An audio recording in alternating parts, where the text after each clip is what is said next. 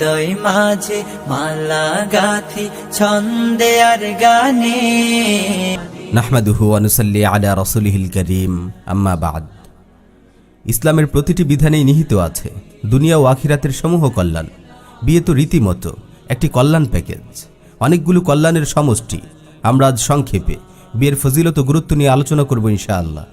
1, সুনান ইবনে মাজাতে হযরত আয়েশা রাদিয়াল্লাহু তাআলা আনহা থেকে বর্ণিত হয়েছে, রাসূল সাল্লাল্লাহু আলাইহি ওয়াসাল্লাম ইরশাদ করেন, আন নিকাহু মিন সুন্নতি ফামান লাম ইয়ামাল বিসুন্নতি ফালাইসা মিন্নি।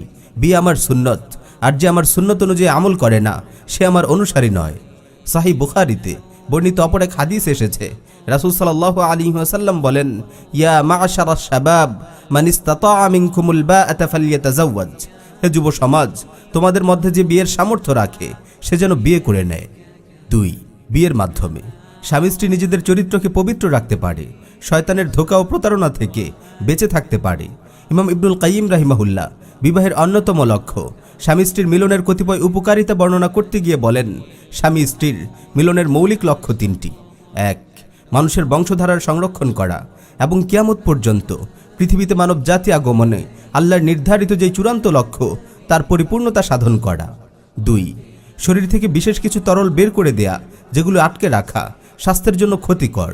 3, অন্তরের কামনা বাসনা চরিতার্থ করা, পুলক অনুভব করা এবং আল্লাহর নিয়ামত উপভোগ করা।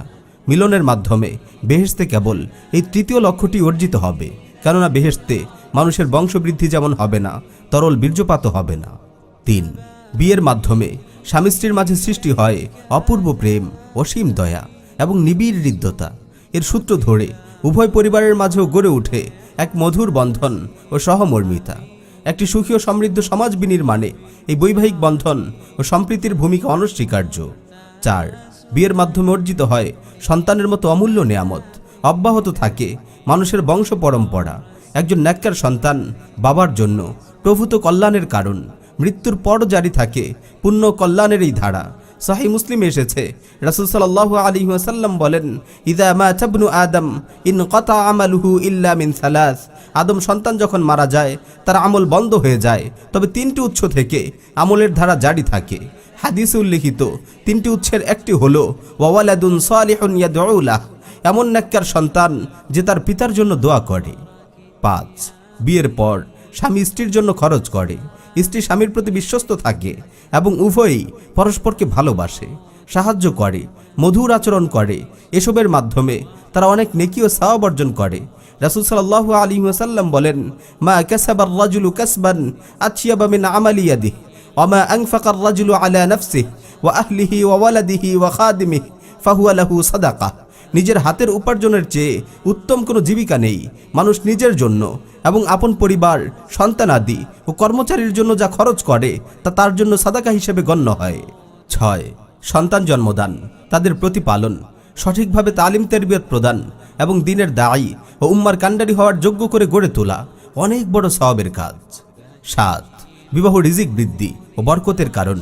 আল্লাহ তাআলা বলেন, ওয়া আনকিহুল আয়ামা মিনকুম ওয়াস সালিহিনা মিন ইবাদিকুম ওয়া ইমাইকুম ইন ইয়াকুনু ফুকারা ইউগনিহিমুল্লাহু মিন ফাদলিহি ওয়াল্লাহু ওয়াসিউন আলিম। তোমাদের মধ্যে যারা অবিবাহিত, বিধবা, তাদের বিবাহ সম্পাদন করো, এবং তোমাদের দাস ও দাসীদের মধ্যে যারা সৎ তাদেরও।